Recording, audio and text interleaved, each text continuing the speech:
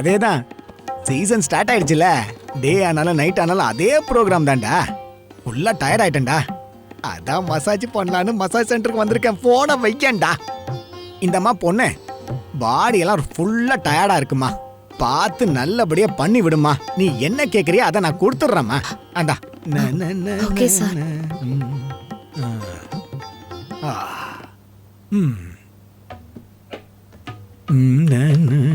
சபாஷ்.